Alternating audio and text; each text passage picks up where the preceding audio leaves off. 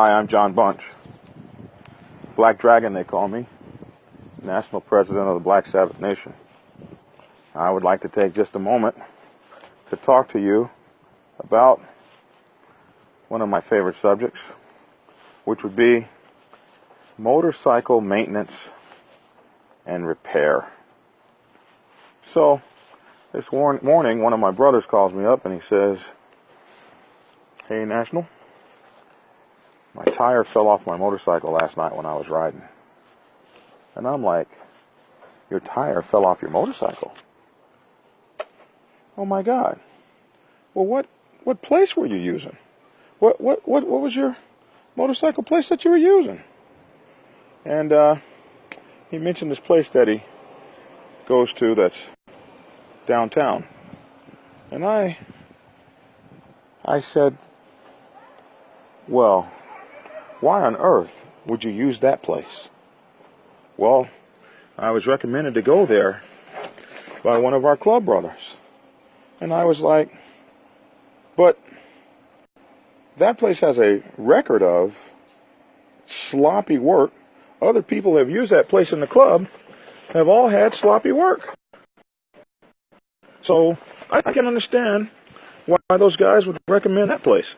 But it dawns on me that they all use that place because the place is cheap. And those guys love to get their motorcycles fixed on the cheap. So I thought I would take a few moments to, after cussing them out, to make a little post on this and some of my thoughts about motorcycle repair and maintenance. Because I think it's an important subject, especially new folks on the set, new to biking. They don't get the importance of this. So let me kind of tell you it's like this. These two wheels, well, you only got two of them.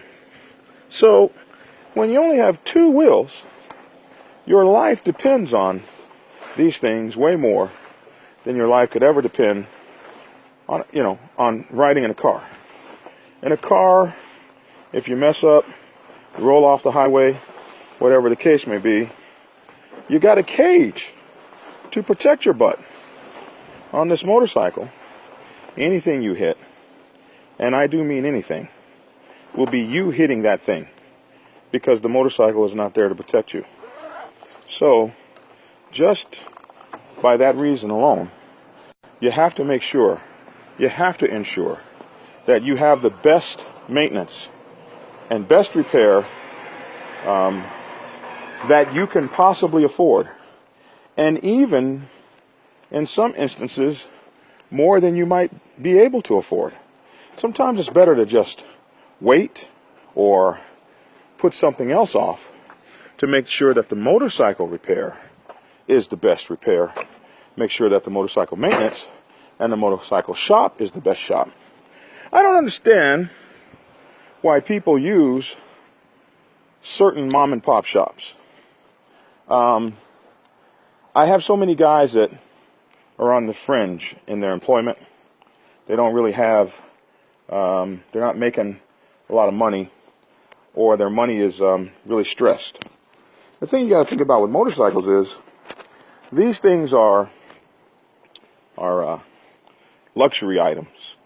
And if you don't have the money for the luxury, then perhaps you maybe should not be doing this. But for some of my brothers, they are required items because maybe they don't have a car. So that's kind of a catch-22. But when you're getting these bikes fixed on the cheap, the problem is that you get what you pay for in everything that you do. You get what you pay for in everything that you do. So you pay for some sloppy-ass work on your motorcycle, and it can cost you your life. Like a guy's tire falling off last night when he was riding.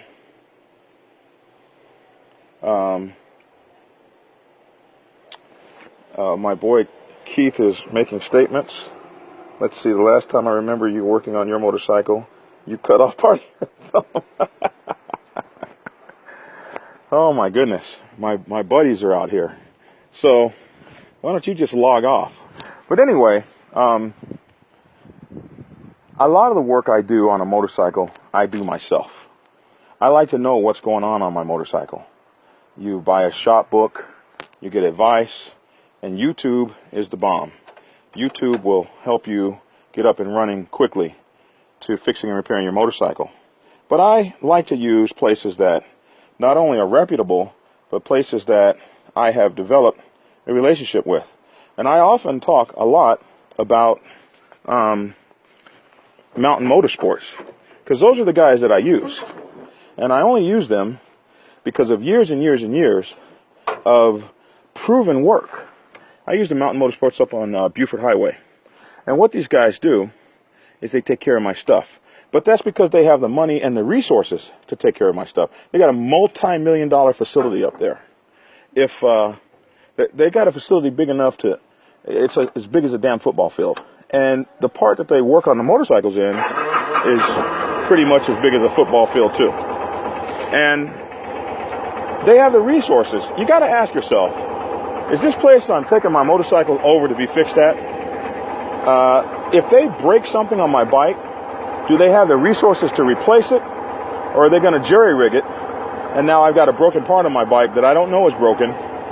And I'm riding down the road and my safety's in jeopardy because that shop didn't have the money to fix it. These are the kind of things you got to think about. Is the place that I'm using, can they afford to take a loss if they screw up my motorcycle and I got to bring it back? Can they afford to take that loss? And you can tell. Look at the equipment they're using. Look at the kind of facility they're in. Look at how they're disposing of the oil and where the used tires are going. And is the place in general, is the place neat? Well, you go to Mountain Motorsports in Buford up there, and you can eat off the showroom floor, but you can also, if you wanted to, you could eat off of the shop where they fix the motorcycles. Every single one of their guys has that license to repair stuff. They've been to the schools. They've got their own lifts and all this kind of stuff. So, also, what you gonna do? You gonna run over me? Holy shit! Also, the folks, you got to think about what kind of relationship building is there. When I started with Mountain Motorsports over there, they were called Lawrenceville Honda, and they took care of my Goldwing. And one of the things that they did that was really interesting is the kind of support. It was amazing. One time I was riding my bike across country, and the bike broke down in Gallup, New Mexico. And it was, maybe it was Tucumcari. It was just wild. And I was so far away from home that I was thousands of miles away from home. And these guys, I was able to get my bike over to a spot where some folks had some limited background in working on Goldwings. It was a bike shop, but they had never worked on any Goldwings. So I called these guys I call Good Chris and Evil Chris. I called them up, and I was like, Chris's, I'm in trouble here. I'm 300 miles from a Goldwing dealer, and my bike's broken down. So these guys say, well, let me speak to the mechanic. And they spent hours on the phone telling this mechanic what to do to get my bike up and operational and functional. And then, once he got my bike to a functional condition, these guys stayed on the phone with me for 3 days while I was getting home. They would call me on their breaks. They would call me, have me pull over, check my bike out.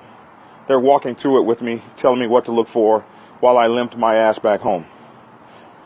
These are the kind of people you want to have relationships with that are working on your motorcycle. My tire fell off my motorcycle when I was riding crap. It's not the kind of people that you want to deal with.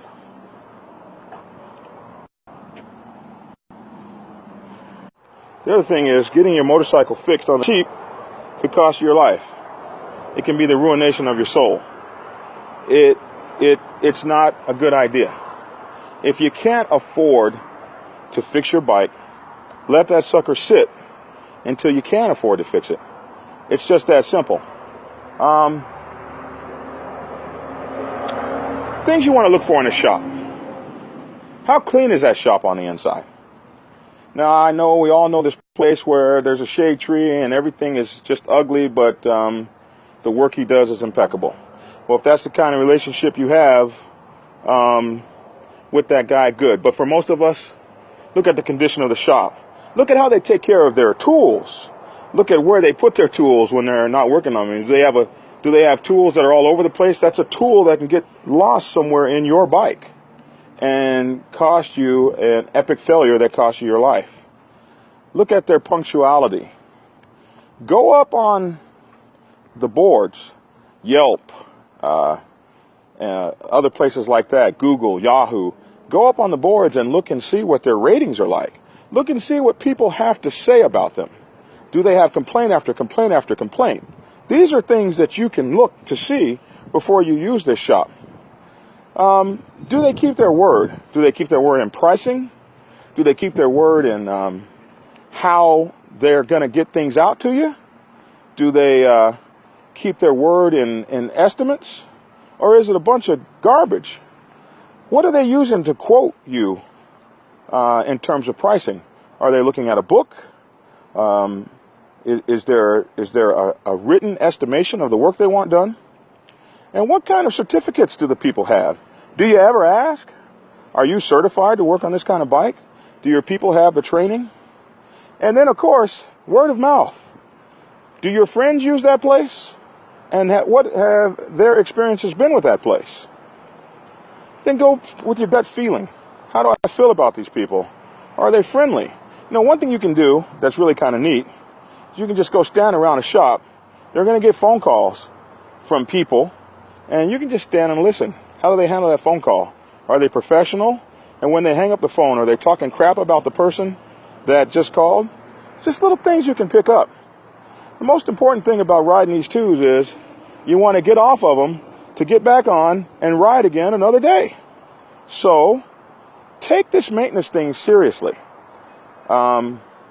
If you have a shop that screwed up your friend's bike, why do you take your bike there? I'm so glad my brother didn't die last night when his tire came off of his bike. Glad that we're going to have him to ride with us.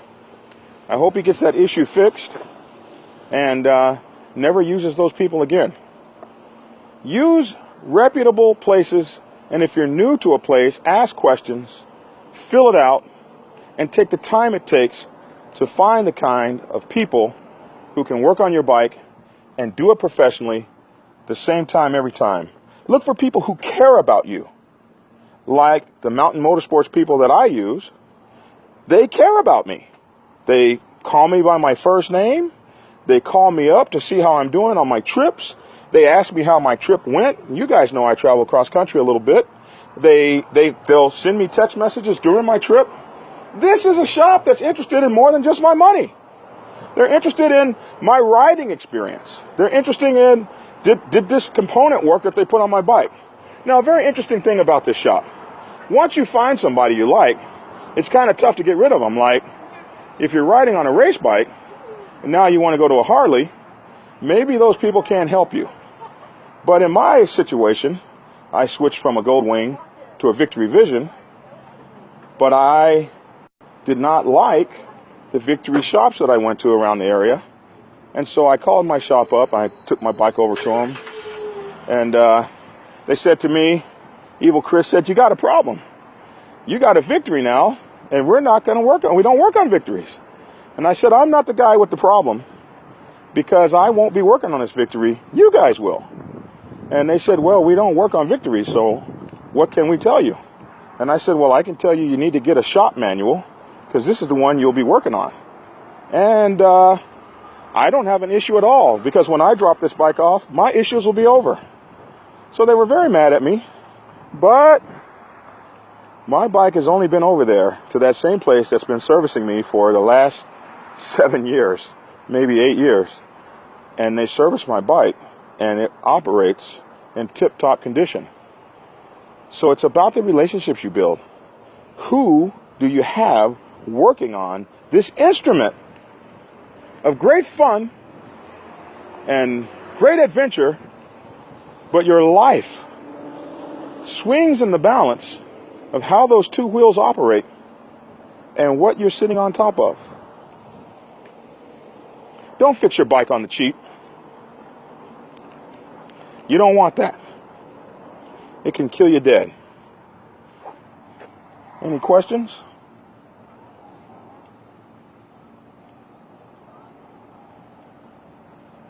Helmet safety first, John.